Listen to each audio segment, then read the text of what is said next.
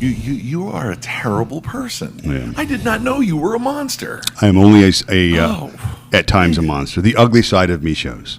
During football only, fantasy competition.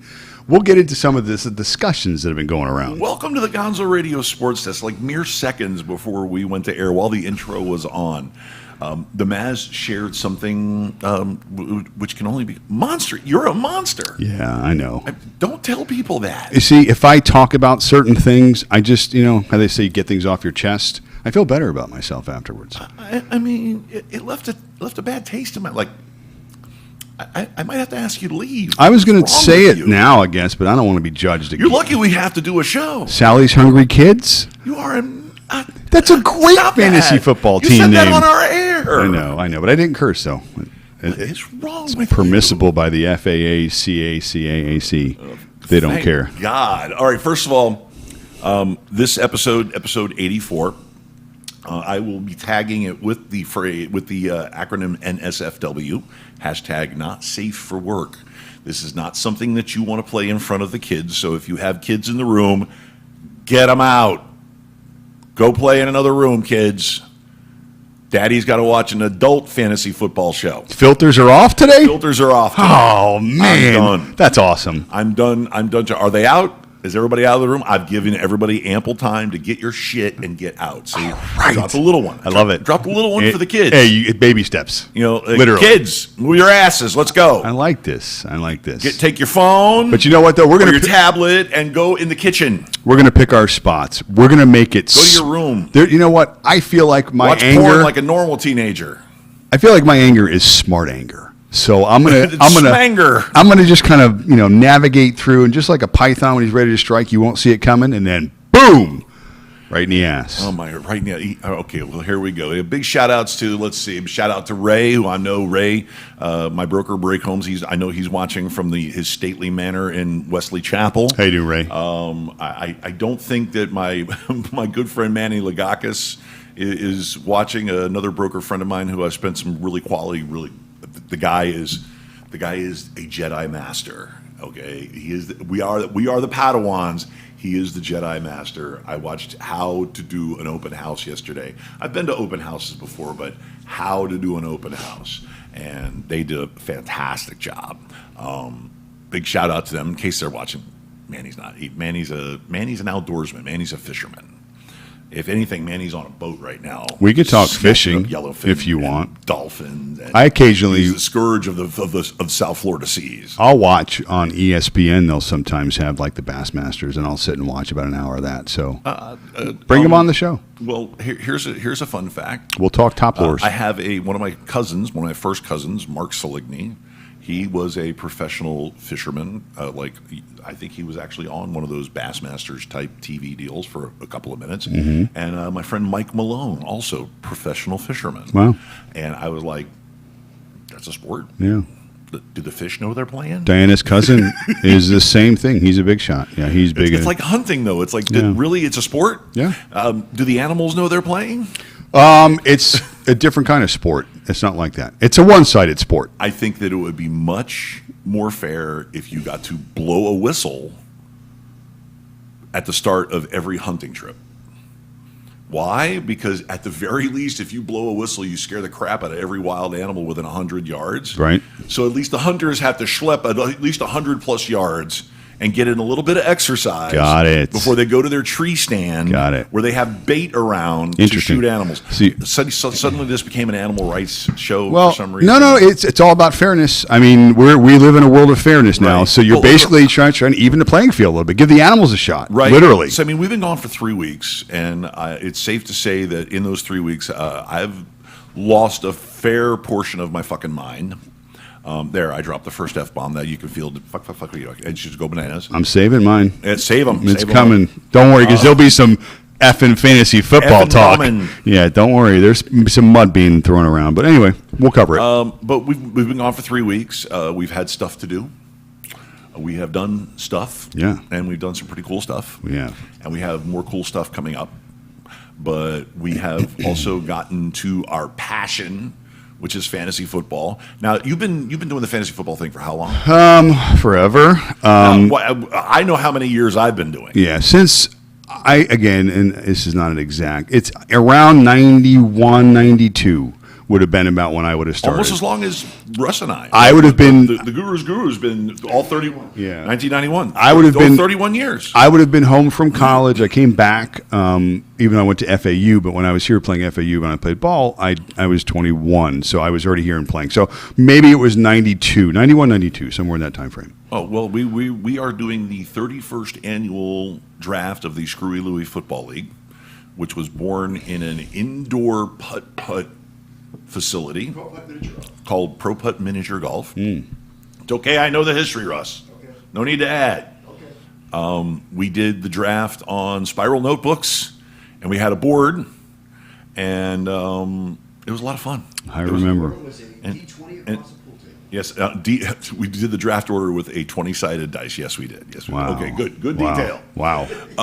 But that's amazing. Which by the way, that dice was taken from a Dungeons and Dragons game, I'm sure. The draft took like 5 hours. For jocks. Right. I mean, that draft took like, what, 5 hours? We were there till the wee hours of the morning. Oh, it's so great. Yeah, Yeah. But we also added beer and other stuff to. I mean, libations were flowing for that draft. Plus, you're Pretty getting much your every information. draft. I mean, pretty much for the first 10 years, pretty much every draft was like a party, just nuts. Huge. It was an event. It was an event. here's the irony of one of my football drafts, and I may have mentioned this to you or not. One year, we actually went to Diamond Dolls and got 2 dancers to come and do our draft board. Oh.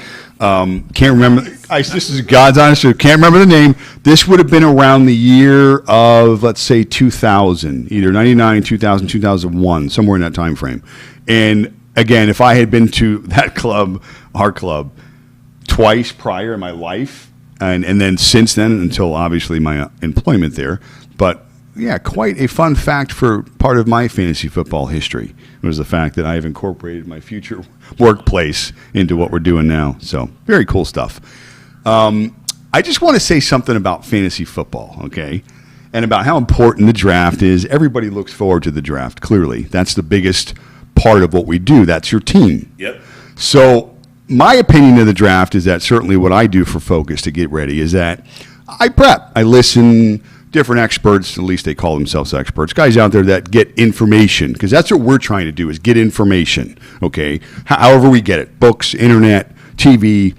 We don't have the information. We're not at practices. We're not, locked in or tied into these conversations that only, certain people are privy to. So again, we depend upon them to get our information. Right. And then it's up to us to disseminate that information, break it down, and use it for what we do best, which in my opinion is my ability Evil. We do it for evil. get into the draft. I love the draft. So I'm going with evil. here we go.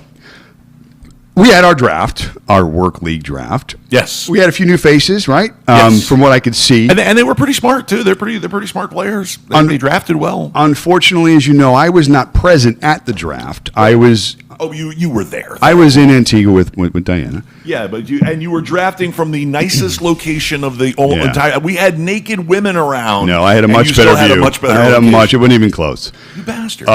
Okay, so besides that, let's just get to the meat and potatoes of this. I was called out. I mean, not just to my face, Mocked, but behind my back, ridiculed. where the people who they were talked to about how bad my team was and how awful this player was and whatever else, Your balls have been busted. they came to me and said, "Hey, guess who's talking shit about your team? $1 for the jar, first time." No dollars. Well, I'm for just the jar. saying, NSFW, I know. We warned you. We told them to I get know. the kids out of the room. I just wanted to say it. I mean, if you have a wife or a girlfriend that doesn't like foul language, get her out of the room too. Your mom, your parents, whatever. Speaking of wives, Adults. I don't think language is going to offend my wife. No. Yeah. So called out. Basically, your team sucks. Everything. Now, No. Wait. Stop. They just didn't say your team sucked. Okay. They specifically attacked one player that you drafted. Two and players. It was the only one player really that you drafted Two at that players. position. Two players. Oh, they had two? Well, They- they went they- hard after Joe Burrow. they went after my running backs and also quarterbacks. Well, who did they ridicule at your running back? Who you got at running back? we have Joe Mixon. Oh, Joe Mixon. Now, again, you know my stance on Cincinnati. We talked about So it. you have the Joes. We'll talk about it again now. I am on Cincinnati's offense this year, so let's get out ahead of this. On it. And on it in the sense that, do I expect them to be the number one offense in football? No, of course not. But when you go into your draft, and this is what I was trying to talk about before in terms of being prepared, I don't think you necessarily win your drafts. I think you more or less can lose your drafts. And the reason why I say that is because we all look at our teams when we get done with our drafts. We're like, wow, man, we're loaded. Everybody's loaded to start the year. Sure. Everybody's got their top running back. Everybody's got the quarterback they probably were going for and receivers and whatnot. So everybody loves their team. But then you have things called attrition, which comes in many forms in the NFL. Injuries, poor play. You suck. You missed on projections because that's all they are is just projections. They're not facts. Okay, you still have to play football. Okay. So it's not like these things are a science. Now, you like to think the numbers can kind of parlay with certain sciences and whatnot, and I believe in that. It is numbers. But those numbers are best assessed normally when they're done, when you're looking at them as data as opposed to trying to predict what they're going to be. That's the joy in all this. Some of us, I think, are better than others at doing this. So I look at it in terms of value. So going back to the Bengals, I look at Joe Burrow on most sheets this year, professionals, experts, the guy next to you in your draft, whatever you want to call it, everybody's got this guy probably in the middle of the pack. Okay, they look at the Bengals, they look at Joe Burrow, they look at the other flashy names at quarterback, Justin Herbert, now the new kid on the block. Right. I mean, his ADP has been in the mid-teens? Whatever it's been in terms of quarterback, I'd say probably he's in the bottom end of your league in terms of quarterbacks. I don't see him that way this year. I don't see the Bengals offense that way this year. First of all, Joe Burrow last year was the only quarterback to hit 3 different guys over 100 times in terms of targets. So that tells me that that's a guy that can spread the ball. Right. Well, listen, we've dealt with this phenomena all off season. You know me, I'm a big fan of Get Up. I love me some Swagoo, and he has been steadfastly holding with the narrative of, did we forget what Joe Burrow did last year? Because everybody has forgotten him. Everybody has made him an afterthought. Everybody has suddenly given up on the Joe Burrow bandwagon, although he had, a 12-game body of work that, quite frankly, it's pretty good. Was freaking awesome. Right. And this is what you typically hear when you're trying to downgrade a player. And it doesn't even matter who the player is, because you can plug anybody into this argument. Here, now, fitting these criteria, Here's one. Well, he got hurt. So everybody will say, well, he may give you those numbers if he's still hurt? If he stays on the field. That's what I'm saying. I mean, Yeah. catastrophic injury. Okay, so you're like, okay, if he gets hurt. By the way, it's football, okay? It's not fucking twiddlywinks, okay? Guys get hurt at every position. I would much rather know that he got hurt that way, because, again, it was a lower body injury. It wasn't his 7th concussion. So there are differences here in terms of how you're trying to, look at a player in terms of his risk to move Sure. forward. Listen. He's healed, he'll play. Listen. Okay. Hang on. Take a breath.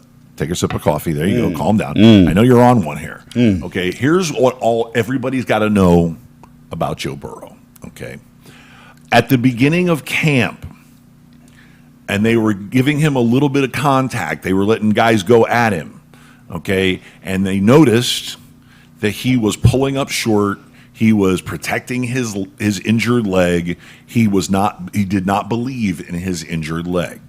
Okay, they addressed that. Okay, continuing with the therapy. They also gave him a little psychological therapy, and he, the man himself, this 22-year-old grown man, he insisted on getting preseason action. He has dealt with his psychological trauma of his knee injury. Okay, here's a little known fact for you geniuses out there that forgot all about Joe Burrow. Not that I'm coming running to your aid because I think you're nuts, but here's a little known fact about Joe Burrow. Joe Burrow has had a pretty bad knee injury before. Joe Burrow knows how to rehab a knee injury.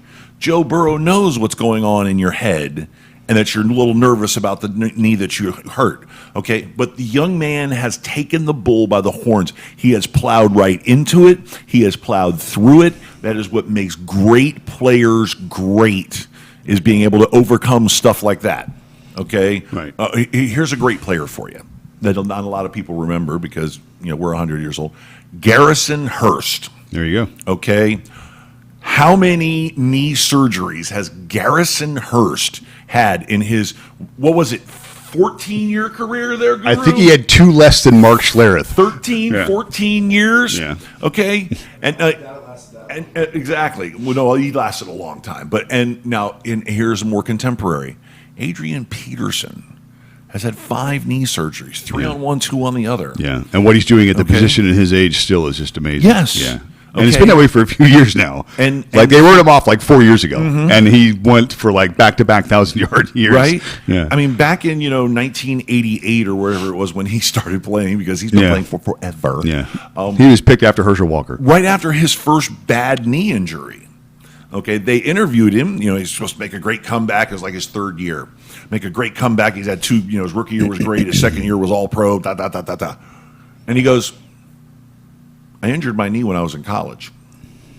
Knee injuries are half therapy, half mental therapy. And he looks right at the camera and he goes, I'm not thinking about my knee. And he came out and Tore it up. hung 1,715 touchdowns Yeah. for the Vikings. Okay? It's mental. Frank Gore, it's mental. Yeah. Okay? You can rehab that knee Frank all you Gore want. started his NFL career Right. with one of the worst knee injuries you could imagine. Right. And this is 18, 20 years ago science. It And wasn't even he today's did science. It twice at the University of Miami. Yeah. So, yeah. I mean, listen, there Which I'm are going to segue to in about 10 seconds. there are teams, there are players that jump positions, jump projections, Mm-hmm. outperform what they are projected to do. And there are just the same as teams that will underperform. That's Right, where the but I balance think- comes in. Okay, well, here's the analysis. Joe I'm on Mixon- Team Bengals Right. overall in terms of the Joe overperformance. Mixon is going to outperform what everybody thinks is going to happen with him. Okay, I understand that. I think that Joe Burrow he's a victim of short memories. He's a victim of cynical thinking. He's a victim of all of that as far as everybody. You stick with Joe Burrow. Joe That's Mixon, fine. Joe Mixon, which we also have, reminds me of a more athletic Marshawn Lynch, the way he runs his style. Okay. Joe Mixon is an angry running back. When Yes. you watch him run, that's why his yards after the touch or contact are always tops in the league. That guy runs angry. Again, the tags are, well, can he stay healthy? For me, it's more the other tangibles when you're assessing a player's projections or performances, like Russ mentioned, offensive line. Very important. You guys in front of you got to be able to block for you. Right. And I kind of like the Bengals offensive line. I kind of like They made some moves. their left They brought some people tackle in. is one of the best left tackles at the position. And if you want to have a successful offense moving the football in the Sure. air, Joe's got to feel comfortable knowing over his shoulder he's got somebody that's going to keep him upright. So I'm on Team Bengals. That was my plus. The receivers, Tyler Boyd. Tyler Boyd is being considered the 3rd best guy on that squad right now. And if you told me that, if you said, you know what, we're going to give you Tyler Boyd, he's going to be your 3. You'd be like, holy shit, who are Okay. 1 and 2? Okay. All right. So, I mean, it's like, please, I'm on pro Bengals this year. Sure. All right. So, the same way I'm on the Cowboys bandwagon, but that's besides Yeah. the point. I Yeah. mean, I've actually been lazy with the camera. You've been over there ranting and raving. It's been watching me go. So the experts, back to our draft and back to the shit that I took and are still taking in terms of where my team may finish. Let 'em. The experts, for lack of better terms, they do the pre-rankings, the projections again, more projections about how our draft went in our Your league. grade. Our grade, I guess, Oh, for lack sure. of better terms. And I was graded out as having the best draft.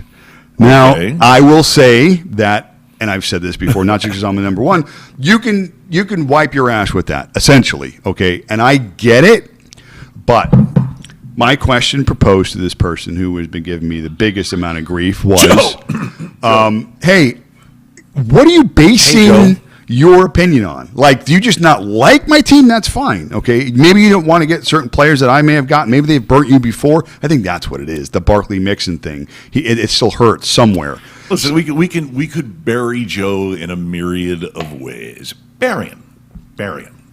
I mean, shovel huge amounts of dirt on him, bury him in myriads of ways. Right. Okay. but we have other things to get to. So don't worry, you'll deal with him in due time. All right. Just go ahead, tell him. It's just an overall thing. Just look right into the camera Just saying that and address them. I have offered. right here. I have Right offered. here. I have offered to substantiate his claim monetarily. I was denied. I Substantiate. was. Well, validate. Bet. Validate. Yes. But that's what this Yes. guy does right here. This Yes. is Fred Flintstone. He's Yes. bet. So, that was denied. So again, we all have our opinions of this. This is what makes this so wonderful and so exciting and so competitive is the fantasy football that we all play. So I'm looking forward to the year. I'm looking forward to retaining the title because just in case we forgot, I have it. So just back-to-back champs. Yeah. So So hey, week 1, let's go. Champs of the last 2 years Let's go. Now we'll are be sitting right here. A and B. Right here. B and A. Okay, serious business. E and F. How about 4 of the last 7 seasons? Right here. Yeah. I have a championship in another league and in Danny's, and But talk all the smack you like. Yeah. We love it. And I have we love it. The more smack you talk, the more smack you tack, the more fucking smack you talk, the more happy we are, the happier it makes us when we hoist that belt. I like smock attack. And then of course hoist that belt and enjoy the fruits of our skill and expertise. But let's take a little detour here because yesterday was really the first week for college NCAA football action. And we had an epic defensive struggle with the Georgia Bulldogs and the Clemson Tigers. Yes. Dogs and Tigers going at it. A lot of fast kids running around the 10-7. football field. Those defenses are good. 10-7 Yeah. and the touchdown was a pick 6. Yeah. And the Dogs really controlled a really explosive offense. You know, it goes to show you how the differences are offense and defense. The offenses are getting more and more complicated in college football. Sure. And the defenses, as good as they are, I think are more athletic based. And there's a lot of kids flying around the field yesterday, both sides, in this game in particular. And I think that's what you see, is you see talent on both sides of the ball, offense and defense, but offense a little slower because they have to understand their system more so, and the defense is just relying on just pure athletic ability and skill. I put you here, you make that tackle here, and they're doing it. And you saw that game yesterday defensively. Those two teams are good, monstrous, well-coached football teams. Yeah. Monstrous. So the offenses will pick up perhaps a little bit more, certainly than it was yesterday, but Georgia is that defense, man. It was literally, listen, there were 2 holy shit games yesterday. That was literally a game where you would watch it for 10, 15 minutes or whatever, and then you go do something else because I had a lot of stuff to do. But I kept checking back in, and I'd be like, it's still 3-0. It's still 3-3. Who scored the touchdown? And I look, I'm like, it's late in the 4th quarter. Yeah.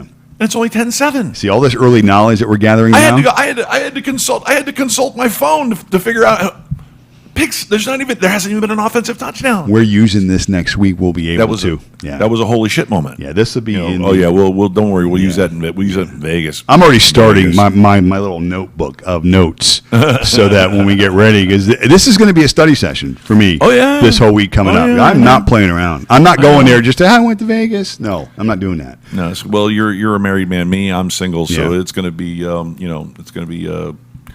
Prostitutes and dispensaries and gambling and degenerate gambling and I'm gonna find an alley where I can put $20 on a dice game. I don't care. I don't That's care. bad. I'm gonna bet on cockroaches running across the sidewalk. Listen to me. I checked the weather for the week, and the highs are coming down to 98. So down, yeah. Ooh, I'm balmy. Yeah, I'm not gonna be in any alley at 98 degrees. Balmy. They were 106 all week, so they're going down. It looks like upper 90s during the day and upper 70s at night. So the nights are going to be very pleasant. But all right, and I'm not really not going to frequent any prostitutes. I have friends out there. I have lady friends out there. I can visit. I can talk to. I can go hang out with.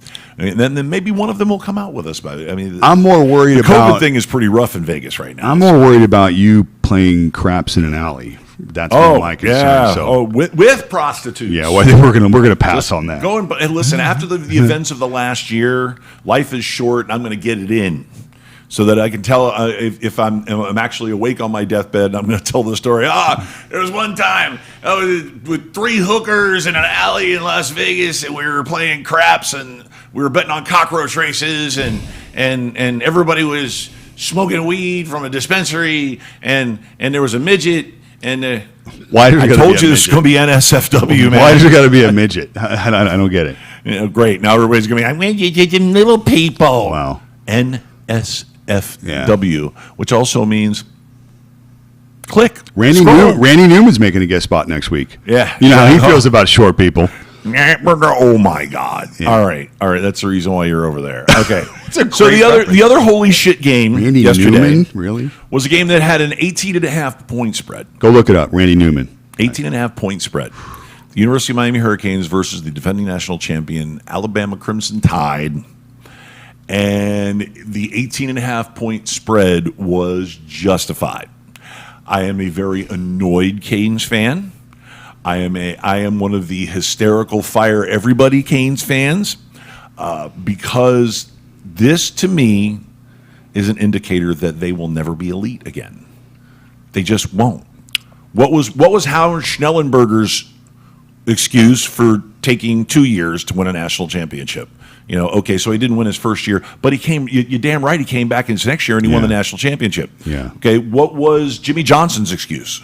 What was Dennis Erickson's excuse? Okay, Dennis Erickson had to reload, and boom, There are many won a national coaches. Many championship. coaches. Yeah, there's no. Shut up! You just shut up. Just stick it in your hat. All right, let me give you the optics, and then you can break down the actual science of the players in the game and stuff like that. Optics is this: Game 1, start of the season. You look at your schedule. Season ends last year. You're like, wow, Week 1, Alabama at home, best team in After the country. getting smoked by North Carolina. Yeah, best team in the country in the last 10 years. Embarrassed. You would think that you were going to give a little better showing. Now, Alabama came in as an 18-point favorite. Okay, nobody thought that Miami would win that game. Okay, I mean, a few people may have reached. Does anybody remember that they got smoked 3 games in a row the year before that in 2019? Well, 3 games in a row they lost in embarrassing fashion. Yeah. Okay. Well, And it was the same people making the same shitty excuses for Manny Diaz. the odds makers had it at 18.5, and again, everybody knew Alabama would come in and win that game. But what you didn't want to see is how they won that game. You never wanted to see how Miami was never in that football game ever, and how Alabama controlled the game from beginning spread to was being end. kind. Yes. You would have felt better if your team, Miami, would have been down however many points, but competitive. Going in the fourth quarter thinking, you know what, wow, maybe they do have a shot. Okay, Listen. but no, that was never even in question. That point spread line, okay, here 18.5. Here's your point spread line. Which is almost 3 touchdowns. If you lose by 17 and beat that spread, or just 18 and beat that spread, that's an indicator of how close you're getting to that Alabama level. Period. I don't care. Period. You've had months to prepare. Months. You know what they've got going on. You know this. Yeah, and it's in your You building. know that Alabama doesn't rebuild, they just reload. Yeah, and it's in your building, too. Okay, and it's just in a building it's in Atlanta, but that's neither here nor there. Well, I mean, you're building in terms Okay. of that. You know, you look at the schedule. People are going about Alabama at Miami, so But it's you not have at to. Miami. It was just I in know, Atlanta. but you so. still have to have that mentality that Right. this is your home it's not opener. there. This is It's your not opener. Yeah, it's terrible. It's but not there. It's baby crap. yeah, it's hard to think where they will go from here. Now, I don't know who Miami plays next week. It's probably a softer game, I'm sure. It's not against an Alabama.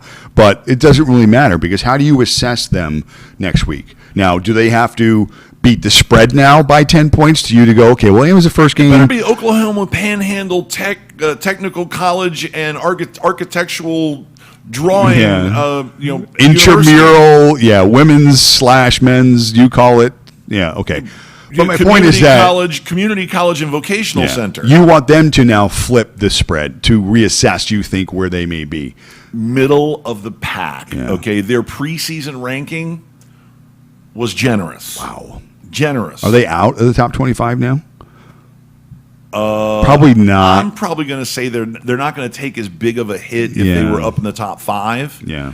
Well, again, everybody- Clemson's going to take a big hit. Oh, yeah, that's a big hit. Yeah, they'll definitely be probably in the Clemson's top. going to take a hit. Maybe they'll They'd be about lucky to stay 15. in the top 10. Yeah, I'm guessing just outside. Just outside. Well, nobody thinks that Clemson's going to lose any more games this year, but They're going to have to score and look better on yeah, offense. But it's a tough row to hoe. yeah, So yeah, I am firmly on the Manny Diaz.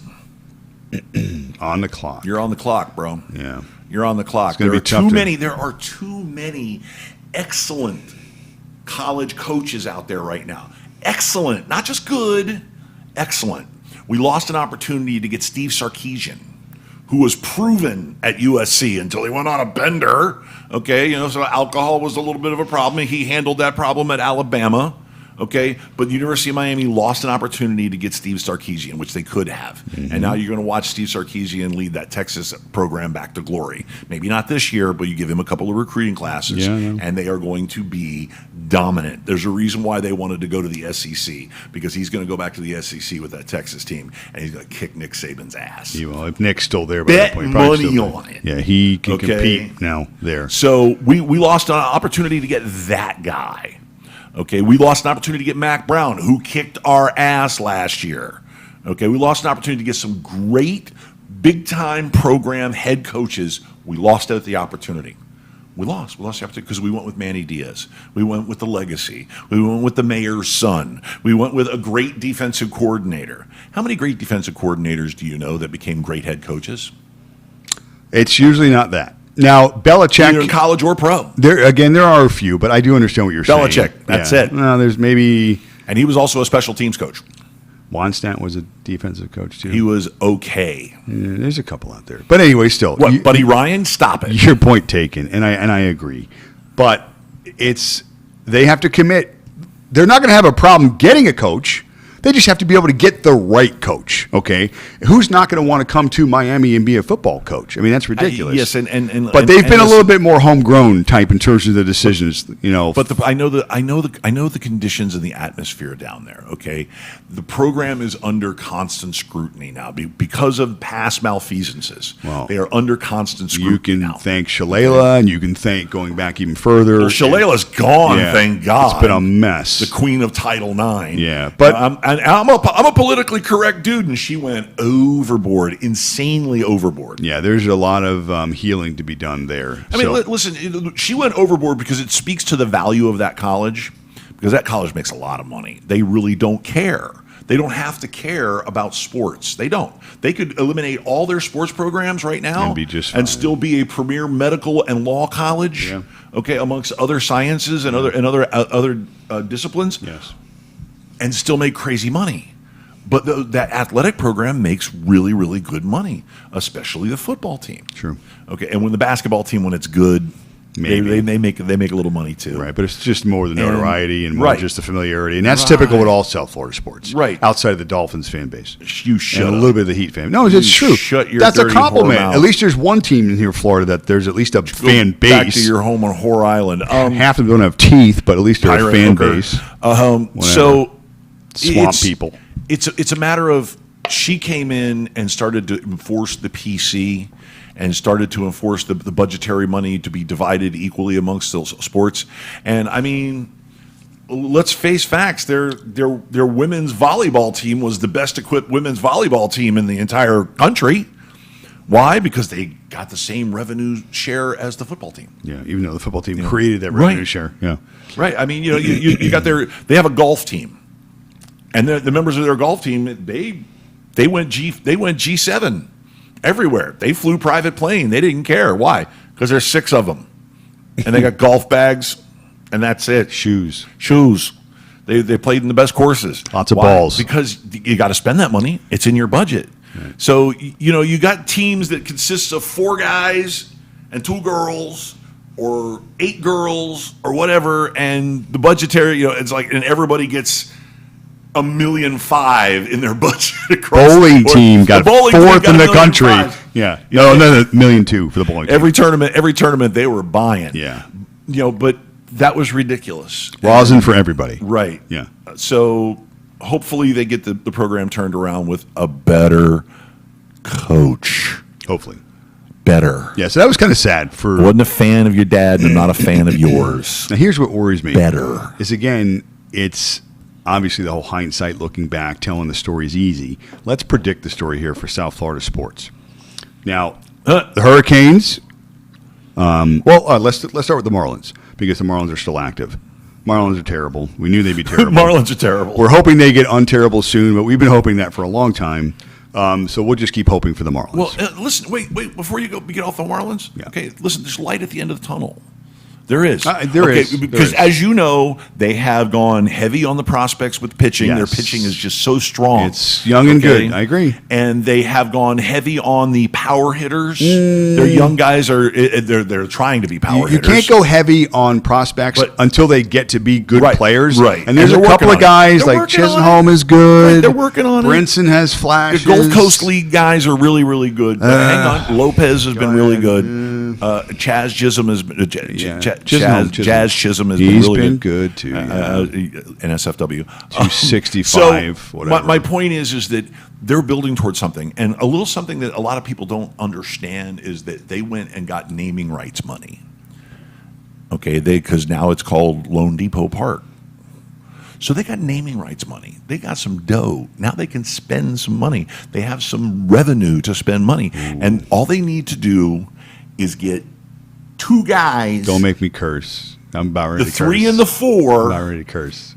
What, the number 3 and number 4 hitter? No, you mentioned money. You mentioned money, and then now they can go fucking spend money. Right. When they've been living off the Yankees and the Red Sox for the last 10 years, when they haven't shown a profit but yet make 30, 40, 60 million a year because they can't run their shit. Don't forget both LA teams and St. Louis. Thank TV rights. St. Louis makes a lot of money. Did they call the owners of San Francisco Giants and fucking thank them because they can't make a dollar? The Houston Astros make a lot of money. Like the Astros, those bastards. So yeah, okay, yeah. Thank the Marlins can now spend the money they haven't earned. Walk away from baseball. Walk away on the Miami Heat. The Miami Heat. So back to Florida sports. Miami sports. Yes, I thought Miami would put a better showing on the court last year. Little disappointed, especially how it ended. How it ended with the sweep. Now, again, they lost to the champs. Yeah. Okay, but I'm just saying they smacked those champs last year, 2 years ago. And Milwaukee came back and whooped their ass and so, said, shit's different this year, son. I'm a Spo guy, and I always will be a Heat guy overall because I think the organization is one of the top 3, 4 in basketball. That being said, they are dependent upon Tyler Hero. Tyler Hero Really? is going to be the guy that, for I think the Heat, is the guy that has to be the difference. Now, he's not going to be the best player on the team. He may not even be the starter. At times he'll start, but he's a guy that you need his 28 to 30 minutes, whether it's off the bench or the way Spo mixes lineups, to be 100% better than what it was last year. He struggled psychologically. There were stories that were coming out about player development and about issues off the court. That kid's going to have to take the next step in order to make the Heat a contender in the East. Listen, part of it's growing pains with this kid, okay? First of all, let's remember that Bam Adebayo took 4 years before everybody started paying attention to him. This isn't skill issue. It's 3 full seasons Bam Adebayo took before anybody paid But any attention Bam's been to busting him. his ass since day one, I'm sure. I understand and that, Tyler but it Hero still went took 3 full sideways. seasons. But he went sideways in the wrong way. Right. Okay. And you know what it is? It's maturity. Okay. It's maturity in your life. Now, young man has gotten married. Young man has a pregnant wife. Okay. Young man is starting to feel his place in life. Okay, in life. I'm all about maturing. So I get he's it. getting there. But it has to happen. Okay. So, But you think he's more important than Victor Oladipo? He's more important than Lowry? He's more important again, than you don't have to be Butler? you're not. But I know what I am going to get from those guys. Okay, I know what I'm going to get from Jimmy Butler. I know now what I'm going to get from Bam. They went and brought back Duncan Robinson. I know who Kyle Lowry is. Okay, I know these guys. Right. I don't know which Tyler Hero we're going to get next year. Okay. So in order for the Heat to be the contender in the East, they have to get 105% from everyone. They can't get 80 from him and 60 from him and 110 from him. It's not going to work. They don't have the the big 3 or 2 or whatever it is that are going to be enough. The Heat have to beat you because the Heat beat you. You're not going to get 40 from Butler every night. You're not going to get 30 from Bam every night. It's going to be a guy that each night steps up. And Tyler has to be in that plan. Okay. He has to be the guy in the playoffs that twice is going to give you 25 points. All right, let's do a roster breakdown here. Okay, of course, the alpha being Jimmy Butler. Then you have Lowry. Okay, and neither of those guys are scorers. Neither of them are. Butler can score. Butler that can score. Does everything. Right. Lowry, So does Lowry. Can score, but he's a distributor. Yes. Okay, so go. You need a guy. You have to have a hero, or you said a Robinson that they brought back, or another shooter type guy that can take the game. And last year, he didn't do any of that in the playoffs at any point. And it's because of where he was during the year. Now, again, you're saying a maturity thing. I get it. I understand it. And this is not a knock on him overall because he needs to take that step. But the Heat need everybody on that team to be 105% or else it doesn't work. It doesn't get them to where they need to be as a champion. It's just not. Not Butler, against the Bucks. Lowry, And Bam. Adebayo, Oladipo, Robinson, Hero. What more do you want? It's a good What team. more do you need? It's a good team. It really is. Okay, the big kick about Robinson last year was in the beginning of the season, Butler was hurt, and Robinson went right in the tank. He went right in the crapper. He disappeared games, and we all were like, "All that guy is a complimentary player." Okay, he's the guy that lines up in the corner, and you got a kick and shoot guy or a drive and kick guy. He's the guy with whom the ball is getting kicked. That's his position. And then Robinson changed his game. And he raised his game defensively. He needs to. And he varied his game. He has a little bit of a drive and a jump shot and a fadeaway. And he has gotten more involved in ball distribution too. So he is a guy who has raised his game. Okay, let's not forget that. Okay. Then you have the two new guys. And I think the two new guys are not only going to make all the difference in the world for the team in general, but I think they're going to make a big difference for the other players, like a Tyler Hero, like a Duncan Robinson. They're going to make all the difference in the world for those two guys. The second most important player on the Heat to me is Oladipo. Okay. Because this is a league of shooters. And he's going to be the first guy off the bench. This is a league of shooters. And I don't think he's coming off the bench. I think he'll be the 2. Because this is how it's going to. He has to be the shooting guard in this team, and the reason why is because he has to be. We have to have a shooter. So Lowry's going to be the one. Lowry is clearly the point. He doesn't shoot. So you're going to have that puts Jimmy at guards. Jimmy will play the small forward position. That's 3 guards. And forget forward. Forward, power forward, 1, 2, 3. Kelly Olynyk was the tallest guy we had last year on the team beside Bam. Right. So our size is not what we do. So, and you need a guy like Butler at the 3 because he can play the other perimeter type small forward / shooting guards in the league. So again, that's how it's going to set.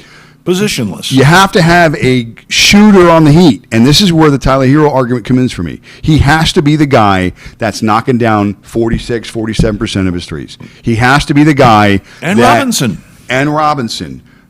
But to me, Hero is a better pure scorer than Robinson. Hero is a guy that can not only shoot the ball better, but also can crash a little bit as well. You can argue. We can argue about this all. We're digressing. We're going on tangents about basketball, and we have about an hour's worth of fantasy football crap we have to get to. All right. So anyway, fantasy sports, Florida sports. I'm worried. The Heat need to really improve. Hero's the guy for me. Oladipo second. The Panthers made a playoff run this year, but I thought they're going to be great, and they kind of didn't do well in the playoffs either. Well, yeah, but they went and they got 74-year-old Joe Thornton. They did to come in and play a couple of shifts a game. He'll get about 9 minutes. Be the grizzled veteran, the guy who starts growing his playoff beard in October. So and the Dolphins are the Dolphins. We see what happens this year. Don't get me started. Tua. Don't get me started. All right, let's go. Y'all keep sleeping on Tua. Keep sleep. That's all I can tell you. Shh. Go. Take a nap. Lay down. I'm not sleeping on the Dolphins. Yeah. I'm not sleeping on Dolphins. And listen, and you guys in the Diamond Dolls League, you can go looking for Albert Wilson when he scores 2 touchdowns on the Patriots. You go look for him on my bench.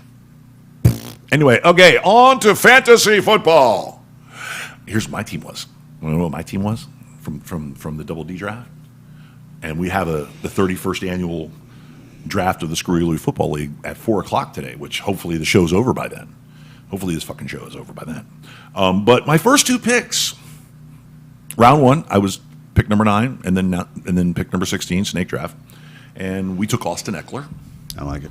Under the auspices of the Guru's Guru, who's disgusted and went out to the patio to smoke because I was going to talk mad shit about Manny Diaz getting fired. So he was like, this is bullshit. And you know what? In about a month, he's going to be like, you know what? You were right. But He's pro Manny Diaz. He loves Manny Diaz. Wow. Oh. Stay on the patio. Loves him some Manny Diaz. Oh, he's going to be all right. It's fine. It just didn't take a little while. Anyway. Najee Harris at 16, which I believe was a little bit of a slide. Because he's been ADP in anywhere between 11 to 14. Okay, so a little bit of a slide, and that's great. We were very happy to get him at 16. He's not a slide. Tell you why. Why? He is a guy that's been going up in draft boards. Sure. Everybody is saying, even within the camp, that the Steelers, and I know my Steelers, Yep. they want a guy to touch the ball a lot. Sure. Okay, 6 of the last 8 years, they've had running backs get 250 touches or more. So this is what we do. This was the identity. They're going to try and keep Ben upright, and they do that by offsetting it with a running game. I will tell you, though, our offensive line is terrible. I was surprised to see that Pro Football Focus has us ranked dead last, okay? Not even second to last. I don't think they're that bad. I think we're bad. How about that? I don't You think went out and got guys. I think we're bad. Let's just say that. I don't think we're that bad, but I think we're bad. And when you have a bad offensive line and an aging quarterback and a rookie running back, as good as he is, and I know the position is a young position. You don't have to be a seasoned vet to be able to handle the rock 25 times. You just have to be good and athletic, which he is. He's everything. He can be. Running back is now a 1 contract extension career, period. They are going to use this kid in a myriad of ways. Okay, Right. he could get 80 targets. Okay, Right. and that's huge for a first year running back. Totally So agree. I agree with you, but I'm worried about the other things that are also important with that team. So all right. So moving on. Sorry. Because you That was could sensitive talk because about he's a the Steeler. Yeah, you know, Yeah. I touched the Steeler nerve. And it Okay. sucks because he could be the best guy in football. You're right, but he won't be because of the All right, offensive line. but of we the came team. back in the 3rd and 4th round and picked 2 receivers back to back. Mike Evans and Tyler Lockett had to have receivers. Both guys with, I think, very high floors. Yes. Guys that I think Yes, can be there's going very they solid have a guys. Production expectation every week. Yeah. I think they hit their projections Yeah, every week. yeah. If not better. I'm a little lower on Tyler Lockett only because he's been a guy, I've had him over the years, that you think with Seattle's offense and Russell Wilson, but they just still run the football predominantly more than they do throw the football. So, and that's with Russell too, But not when just them, when but Lockett Russell. gets his chances. Oh no, he no, scores. no! He's good. He's good. And hopefully, you know what happens with a guy like that? Maybe because all the attention's been focused more towards DK Metcalf, Right. That may actually open back things up again now Well, for he's the underneath guy, Tyler of Lockett. course. So, Yeah, oh, yeah. yeah. So that's a guy's got a great high floor. But we came back. We came back again in the. We came back again in the 5th round, and we picked up Javonte Williams, which a lot of people were saying, "Oh, it's a reach, it's a reach." And then, sure enough, 3 days later, everybody's on TV talking about him being a dark horse Rookie of the Year candidate behind that mammoth Denver offensive line, and now they've settled their quarterback situation. So I then turned around and grabbed another member of that Denver offense with Cortland Sutton, who's coming off a catastrophic knee injury, who looked very good in the preseason. Another guy Who insisted on getting PT. Yeah. And what did he do? He only caught a touchdown pass. Another guy that a go-get-it guy. is now. Listen, this is where you do find guys like that can really help you in terms of value and guys that are under the radar. Yep. That guy was 3-4 rounds better before the injury. Yep. Okay, the injury's not his fault. Okay, same guy, same talent, maybe a better quarterback now. So, okay, yeah, I can wait 3-4 rounds and take that guy where he should have gone earlier. So that's a good pick there. Well, and another thing that we had, you have guys that you target that you want to pick up in later rounds. Our starting quarterback was ended up being Justin Herbert. Herbert. Yeah, a lot of weapons. A lot of weapons. Unfortunately, we couldn't get any stack material because everybody's all over Mike Williams. Of course, Lockett was long gone. Yeah. Worry about a team like that, though. Well, we're hoping offensively. for a third receiver to come up, or a tight end to come up. But then we come back and we pick Jameis Winston. You know, when he had his 30-30 season, we actually won the league with that guy, and they laughed, and it made so sweet. Oh, the belt polishing was so great. And later on, we grabbed rookie Callaway, wide receiver from New Orleans, another go-get-it guy. Right. So that's rounded out the bottom of our draft. I mean, I've got backup running backs in Philip Lindsay, and I picked the New England defense, which was very, very good because I got a lot of guys coming back. They're lot of always a excellent top players coming top back. 5 Yeah. squad. Yeah. Plus, they play the Dolphins twice, the Jets twice. Right, and we went and got Swiss Army knife Chris Samuel with the Washington football team. Name your damn team. So we picked and Robbie Gould, 49ers kicker. Because Kickers. Jimmy Garoppolo is the ultimate field goal quarterback. Kickers. Kickers. You know what? Kicker. Fuck my league with kickers.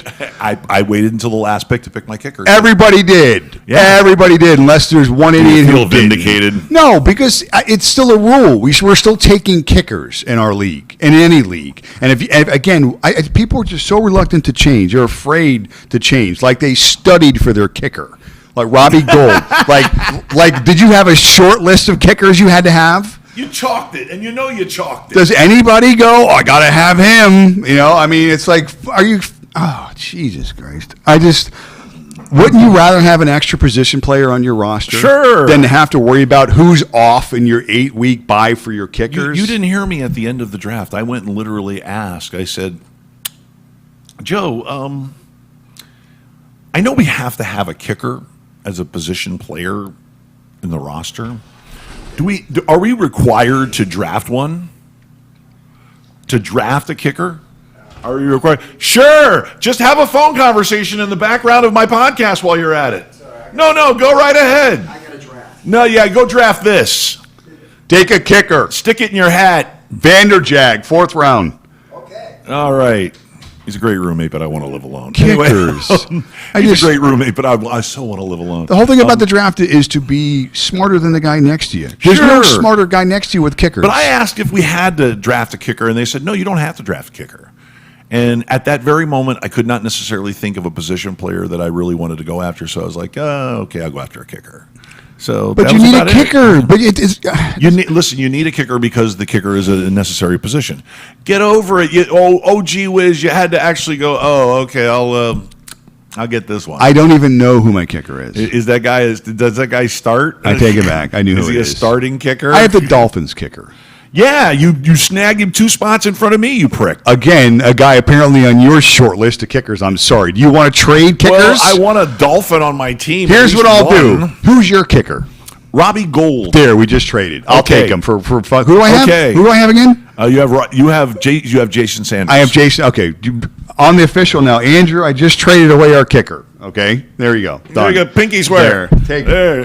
Live on camera. Is Robbie Gould still kicking? We're cutting. Yeah, I don't know. Well, you can't give me kickers not playing, and that's we have to have a okay. stipulation. Well, okay, we have a caveat then. Okay. No, I just want a starting kicker. Just like, I don't want just like if I traded for Deshaun Watson. I already have my caveat. If I traded for Deshaun Watson and he goes to prison, everything comes back to me. What are we doing with this Deshaun Watson trade? Are That's you called a kidding me? segue, folks. What are the and your coach ain't having it. Your coach has been he ain't having it. I've heard him say nothing the entire last 4 months, but he came out and said some stuff about not having Deshaun Watson. You know what I love about Brian Flores? Okay, sometimes, first of all, he doesn't hide when he's cross. Okay, he doesn't, and you can tell the guy has boys, And he gets closer to the camera too. You can tell the guy has sons. Yeah, okay, because he looks at you like you're Yeah. an 11-year-old kid that just asked the stupidest fucking question you've ever heard. Like, I thought, yeah. And sometimes when he gets really mad, you can just see. Just one day, he's just going to go. You know what? I saw him when he was He's gonna talking do that. maybe the first or second interview about his take on I want high character guys, or they're high character guys here. He was like off to the right in the camera set, like looking down, and you can just tell he was like, no, we're not Addressing an individual yeah. reporter. Yeah, we're not having it. So, but again, owners write the checks, and apparently it's that guy that wants Deshaun Watson in a Dolphin uniform. Well, okay. I watch, or excuse me, I listen to AM AM Sports Talk Radio, and Hockman said it best. He goes, guys are clickbait whores. They're clickbait whores. Okay, almost half to more than half of these reporters that come out with sources that have sources. Okay, you know who you should listen to that has sources? Adam Schefter. Chris Mortensen. Yeah, the NFL Those guys have have been around. sources. Yeah, Okay. yeah. Jake Glazer. Right. Who's the guy that covers the Eagles? Sal Palantonio. Yes. He has sources. Yes. Okay. Yes. Dave from NFLchat.net. Yeah, he don't have sources. Okay. What's he Yeah. talking to? A ball boy? Yeah. What his ticket agent, his season ticket agent tells him? Screw those guys. So what you see when you see Flores like say something and then look, understand? You know, he looks directly down at. I'll said it before and I'll say it again. We want high character individuals on the team. Has everybody got that? Okay. He's looking at the clickbait whores. Jeff Darlington, Omar Kelly, all of these clickbait whores that are now. I'll give Omar Kelly great credit. He has become over the last 5-6 years. He has become an even better. He was a good reporter before. He's become even better. Okay, but even he fell into the clickbait trap, speculating about this. Okay, but now you're getting all these guys because there's a million sites. There's Gonzo Radio Sports Desk for crying out loud, And we are out and there. we have no sources. Yeah, but We bitch about your sources. I have one source. Oh, and who's that? I can't tell you. It's my source. Oh, okay. It's a source. See, a judge will protect that. Yes. But these are clickbait whores, and they know that all they have to do is put Deshaun Watson and Dolphins in the same headline. Miami Dolphins are front runner. Miami Dolphins are still interested in Deshaun Watson. Miami Dolphins balk at Houston's asking price for Deshaun Watson. And what do they have? Miami Dolphins, Deshaun Watson. Because those key words get everybody, ooh, get eyes, click, click, click, click, click, and that's what their job is. Yeah, just generate. So you guys, you need to stop clicking these stupid friggin' stories. Stop it. You're just encouraging them to do more stupid shit like that. They're not scooping anybody. You should be following 5 people. And only 5 people to cover the NFL. 5. Okay, 5. And one of them, first of all, is Adam Schefter, first and foremost. Chris Mortensen. Okay. I'll say Jeff Darlington. Jeff Darlington's pretty good. Yeah. There's a few guys. Your that are boy out Jay there. Glazer. Yeah. Okay. Sal Palantonio. Can you think of anybody else? Peter King? Yeah, another guy. Well, Peter King? Peter's more in the video room, I Right. think, than he is more. Right. Although I'm sure he's got context. But he's got tons of context. Listen, Peter King, what Peter King has said has come true, I would have to say 90% of the time. Yeah, he's a smart guy. Nothing comes out of his mouth unless he thinks it's going to happen. Yeah, he's a smart guy. Okay? It's as simple as that. The scariest thing, Peter King called the Dante Culpepper trade to the Miami Dolphins. He called it. He called it 2 weeks before it happened. He called it. Okay? Called it.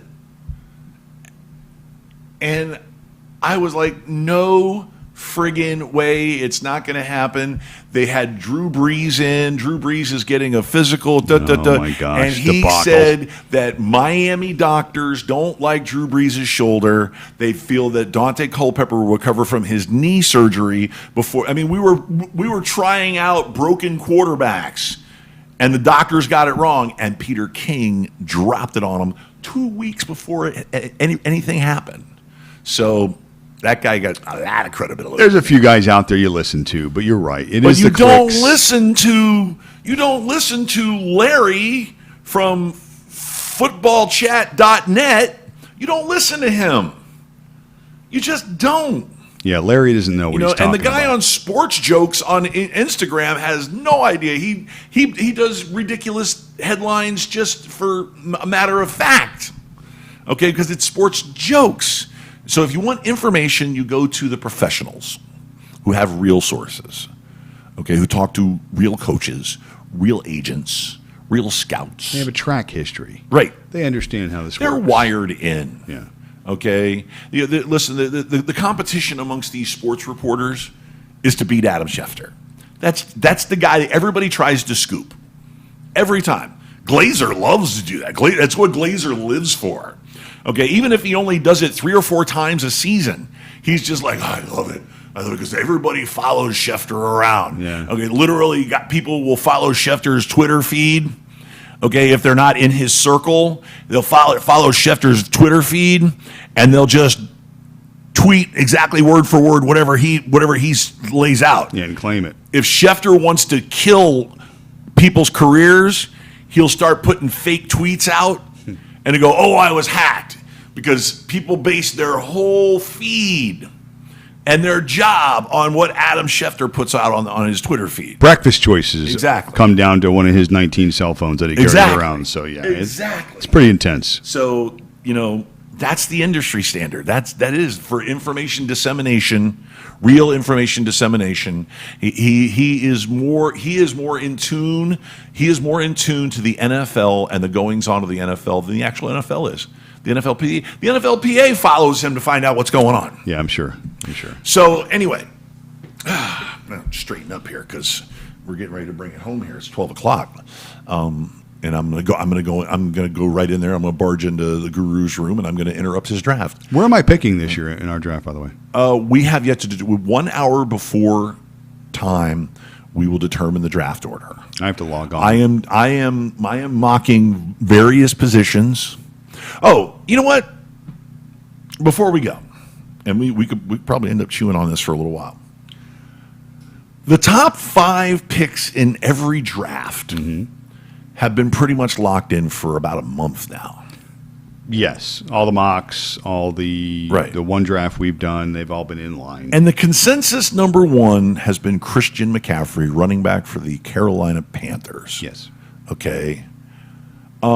What kind of credence do you give that? Is it true, or is it just a speculative number 1? No, Is it a it's- solid, or It's a look what he did 2 years ago, number one. right?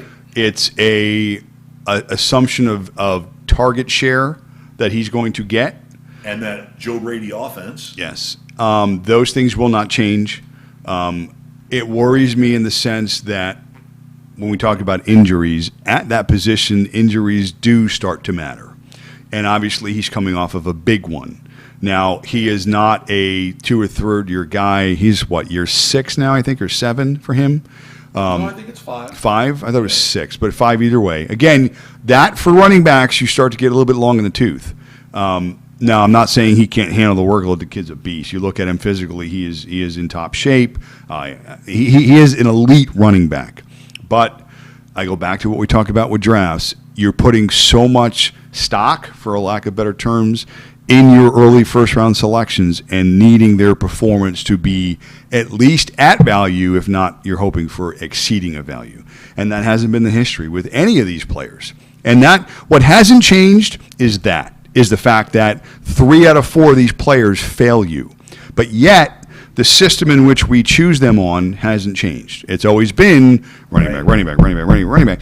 And I get it, because that's what typically you think in terms of the value in those players in those positions, and what you tend to follow what other guys do, because you feel like you don't want to miss out on a certain value position. Like running back is very valuable. And the top 5 picks are running backs. Always, and they're always that way. So again, I went this year slightly different. Typically, I was always you guys zig, I zag, and it was always receiver.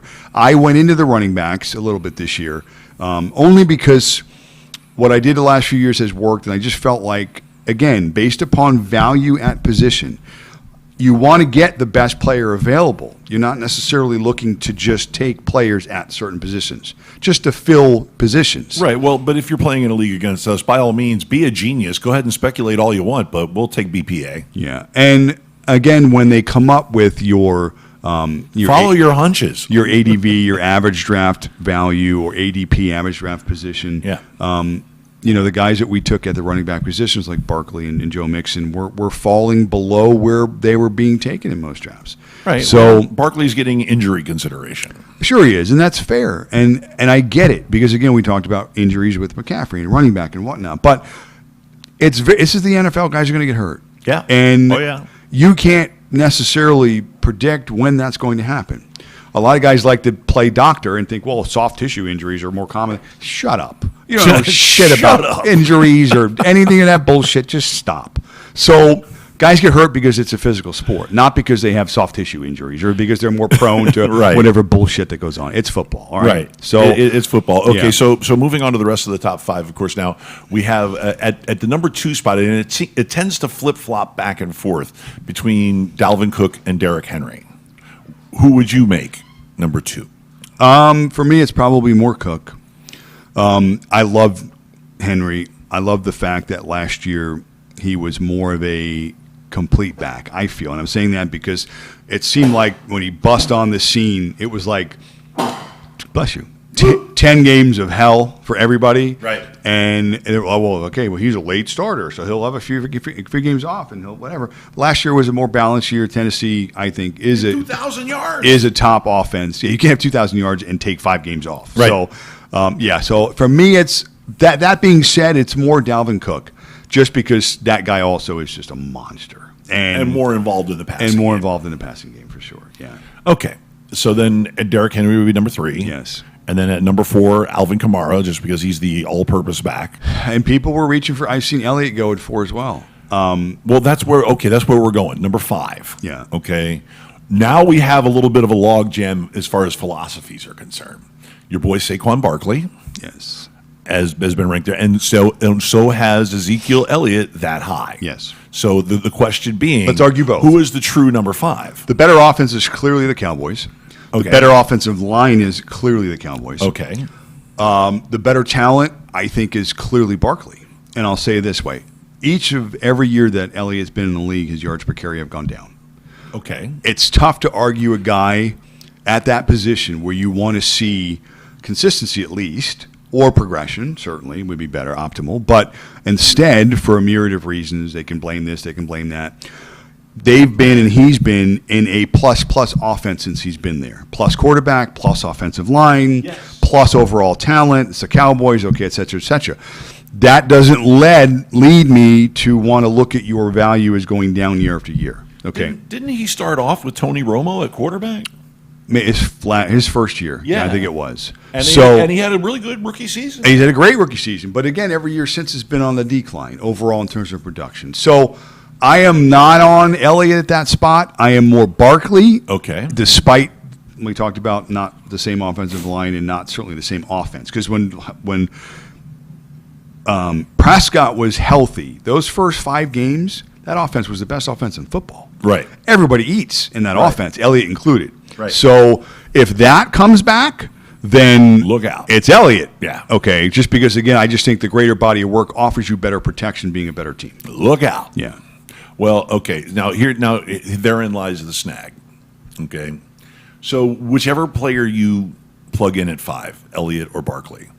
Now we get to number 6 and number 7, and we start to see Travis Kelce, Devontae Adams. Yeah. Those two primarily. Okay, those Jump two the primary. running back. Yeah. So that turns to be 6, 7. So that makes Barkley or Elliott 8. yes. Okay. Yeah. Then we get to 9. Now we're starting to get on receivers. Which, by the way, I got Barkley at 14. 14. Yeah. Very nice. Second round. Yes, you did. He slid mightily. Yeah. But now we're starting to get down around 9, 10, 11, 12. And you're starting to see a variety of characters, whether it be Tyreek Hill, whether it be Austin Eckler, Mostly. Nick Chubb. Your Najee Harris has creeped into the first Najee's round. crept up to 12 or 13. He's crept into the first round. Guys, I've seen some of the Snuck experts. into the first round. Yeah. Well, again, because you're We taking got him him second. This is why you're taking him then 9, 10. Because 1, he's there. 2, because you're the guy that has to have a running back. And you're the guy that overinflates that running back. Because, again, you're looking at everybody else going, oh, shit, oh, shit, oh, shit. I better get a running back. And I'm going to project him as the best available. I think those sorts of decisions set you up for failure. Right. Because you are putting something in place in your mind to fit your narrative for Yeah. what you want that player to be. Yeah. The player Oh, yeah. isn't there yet. They're question marks, and it's a reach. And generally, reaches are called such because you don't get there. Right. Because you're reaching. You're Well- not in position to take advantage of whatever the situation is. Nobody was more stunned than I was that Saquon Barkley made it past the turn, past 12 and 13. Yeah. Because we all know who was holding on to 12 and 13. Well, I knew. A young man that bleeds Giants blue, go blue, go blue. Yeah, but his ass was And- still hurting, so Right. he didn't want to take him. He didn't want anybody to go, Right. Homer. Right. And that will bite you literally in the ass. It's going Yeah. to, because you got your guy at 14. Yes, I would Two picks prefer. later. I would prefer most people listen to the masses because those are usually No, it's the bad- Maz, not the masses. Well, that's the mass, but I would prefer most people listen to the masses Right. because they fail. The masses usually the cattle goes in one direction, and the sheep herder's over here on his bench laughing at the rest of the sheep, going, "You work for me, bitch." Oh. And that's how I feel typically when I'm in these situations because you take advantage of those situations Right. because you have to. Well, listen. You and I both were able to take advantage of this situation because 2 picks later, we got Najee Harris at number 16. Yes. And what we saw in the first round of our draft was we saw a quarterback get drafted, Pat Mahomes. We saw a reach. Okay, we saw a reach into the first round, and we drafted pretty much on schedule. Okay, Austin Eckler at number 9. Okay, Nick Chubb went at number 10. Okay, so we everything went on schedule. Everything went according to plan. And then you were at number 11. And then Joe had the turn, and then you came back and took Barkley again. Ming was at 12. Ming. Ming. Yeah, the merciless one. Ming the Merciless. So because there were some reaches, because there was some speculation in the first round, those players, you and me, we benefited from those players sliding down to us. Okay, we benefited last year. The Guru and I benefited last year from people devaluating Derrick Henry and Dalvin Cook, because Dalvin Cook was coming off of an injury-plagued season. A lot of that, So- the anti-Henry sentiment was only the fact that they were saying, well, he doesn't catch the ball, and Tannehill's the They were quarterback. waiting for the big injury. Yeah, and Tannehill's the quarterback, and whatever. But Tannehill is a very good quarterback in that system. Yeah. Vrabel is a very good coach. Derrick Henry is a effing monster, Yeah. and they work that play action better than anybody in Yeah. the league. So, and now they added a better receiver. You're giving linebackers PTSD with that play action fake. I'm telling you. I mean, it's like so. Yeah, so listen. Derrick Derrick Henry for me is going to be a top running back this year. All Highest right. floor, Well, I think. We have now given you the breakdown of how things should go for you in your first round of your draft, whether you're a 10-team or a 12-team league. You're welcome. Anything else to add to this menagerie? I love my bench.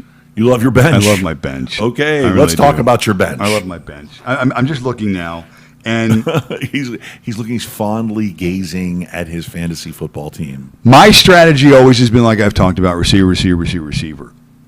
We were fortunate. I keep saying I. It was Andrew and I. We were fortunate to Andrew knows his football. Listen. Homeboy knows his football. I got a good partner this year. He really was a you savior. got lucky. Yeah. You want to trade? No, I'm keeping him.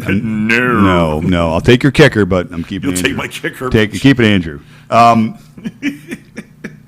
My bench receivers, I think, are just really good. Like DJ Chark. I'm a huge Baby Chark fan. I just am. I am.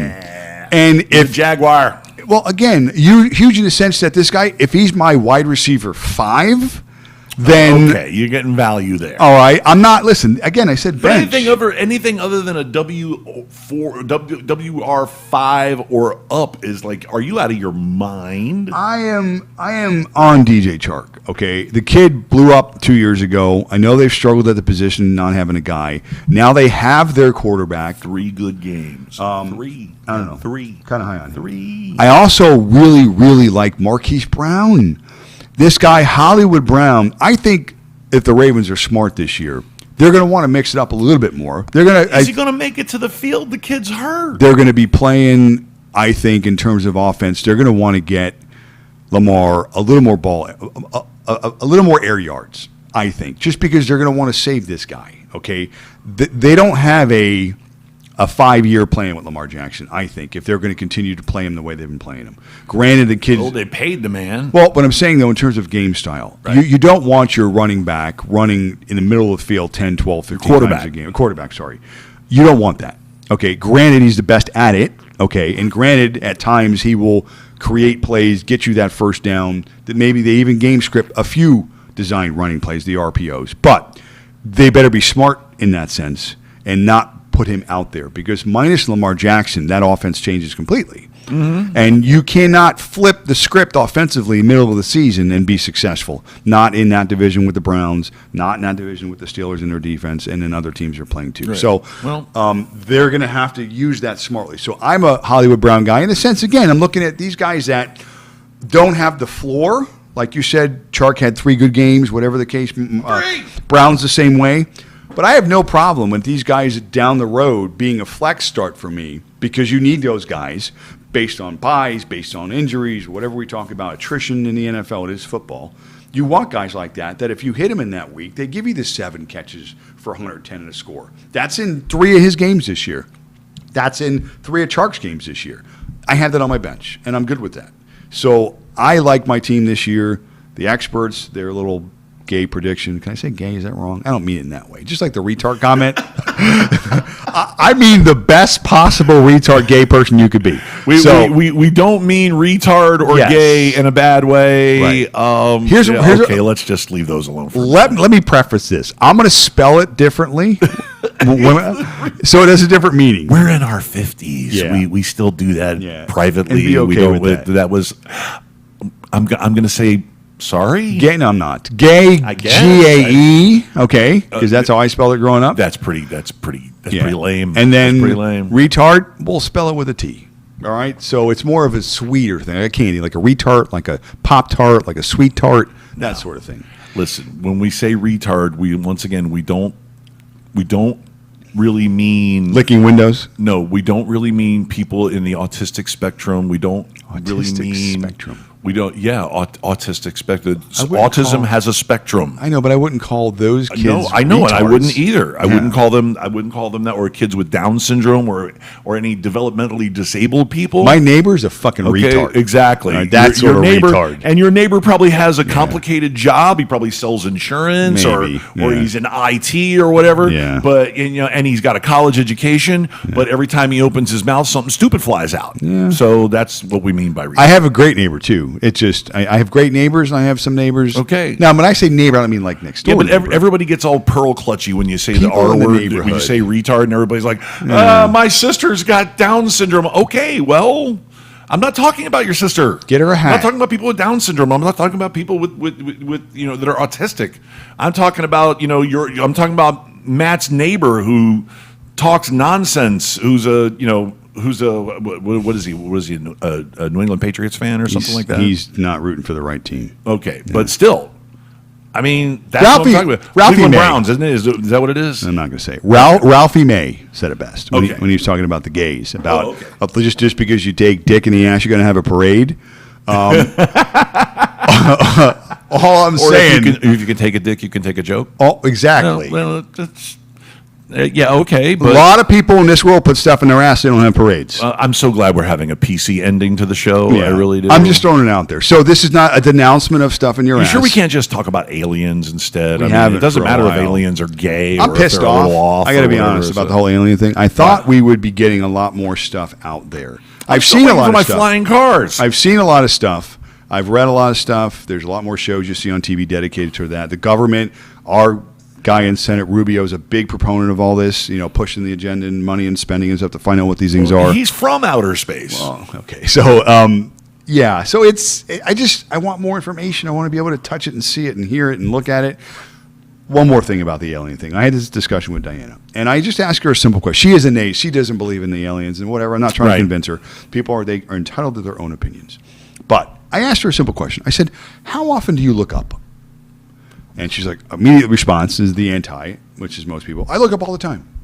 Oh, you do? Okay. Well, like, when? That's my question. Like, do you look up when you're driving? No. You're kind of looking at the road, right? Peripheral, you're this way. You're not this way. And you're in a car, so you're somewhat limited. Okay, so these are the times that you're outside. In your car, do you look up? No. And even if you did, do you think you'd really be able to see something quickly or a glimpse or a glance or whatever it is? Probably not. Okay, so you're not looking for those things. When you go to dinner at night, when you go to your car, when you're walking to the restaurant, when you're walking to Publix, when you're going to Kohl's, when you're doing this, are you looking up? Ever? If you walk into the middle of the street, Something hits you in the head, you're looking where it's coming from. Bird shits on your face. Oh, there's a bird. You're looking up. Okay, that's when you're actually looking up. Most of us aren't trained observers to look up. Okay, so the argument for people is like, well, how come everybody hasn't seen more? And my argument to them is that because who the fuck is looking up? I'm not, maybe more so than most, because I like the weather and other things related to up. But most people's lives are not up. Most people are right here in front of their faces, their phones. we have literally gone from 17 people to 3. Yeah, I'm just saying it's I can just, hear people logging off on YouTube right now. I love my wife very much. She knows that. And But you want her to look up more often. I just She's want gonna her to walk look into up. traffic. What's wrong with you? You trying to kill your wife? Just saying, people, you can't argue something if you're not looking up. She's going to be walking along, minding her own business. All of a sudden, oh, Matt wanted me to look up. And You know what she'll she says to me? And she'll walk right across the street in front of traffic. I mean, you're trying to kill your wife? I know she looks up at me. I'll tell I you that. like Deanna. I mean, come on. Yeah. Now she looks up at me because I'm taller than she is. She has no choice. So when she's yelling at me, she has to look up. Don't look up. Don't. Why do you Diana, believe in don't. those Diana, don't look up. effing aliens? Don't look up. Yeah. Trust me. All right, we're done. At least wait till you stop somewhere where there's no traffic coming and then look up. I'm looking forward to our draft today at 4 o'clock. So am I. Looking forward to it. Our 31st annual. How are we doing the draft order? Just random? Like you can't pick where you're picking? Listen. If they make me first, I'm going to be pissed. The draft order is determined randomly I don't like an it. hour before I don't like the it. draft. I don't like it at all. 3 o'clock, 3 p.m. I don't like it. Too bad. We have kickers? Yes. And tight ends. No. Tight ends. I'm out. Who after the top 3 tight ends is worth a crap? Jonnu Smith. Okay, there you go. All right. Well, on behalf of myself and the Maz, say goodbye to the nice people. See you. You can check him out at MLB Joy Us. What, you got something else? Yes. What? Are we doing something in Vegas next week? One of these? Maybe. Like, how do we do it? Maybe. I don't. Well, I have this. Oh, you got... I've got a gimbal. You I've got got Johnny Swivel. I've got a thingy. Yeah, the Chinese swivel. Is that what you call it? A No, Chinese swivel? I call it Johnny Swivel. a Johnny. Well, it's called a gimbal. Do you know what the guy is called on those street signs? It's just the person, and he's usually telling you where to go. I didn't know this. No, his name is Danny Directional. You didn't know that, did you? What the spinning arrow sign? The guy, You the guys? person. That's Danny Directional. I don't know if you knew that or not. I have no idea. You can Google that. Okay. Yeah. Sure, whatever. Once again, thanks for watching and the NSFW fantasy football draft version of the Gonzo Radio Sports Desk. Fuck the Astros. Okay. Jeez. I tried not to talk about baseball. I really did. And tennis, too. You can check him out. You can check the Maz out at MLB Joy Us on the Instagram. Not that he ever posts. And you can, of course, search Gonzo Radio on any platform whatsoever. And we'll be there for you. And the YouTube channel, the Gonzo Radio Network. We'll be there. So say goodbye to the nice people. I already did. Oh, yeah. Fine then. Go, surly teenager. I'm out. All right. And we'll see you guys. Next week, I presumably from Las Vegas. Hell yeah. And it's going to be like at 8 o'clock in the morning. It's a goofy time over there, It's isn't nuts. it? Yeah, it's crazy. We may just go lives from the Sports book. madness of the sports book. Hell yeah. We're going to do about 7 hours of football betting on it Just the whole way. go. Live bets. Yes. Next week. Props. Bye.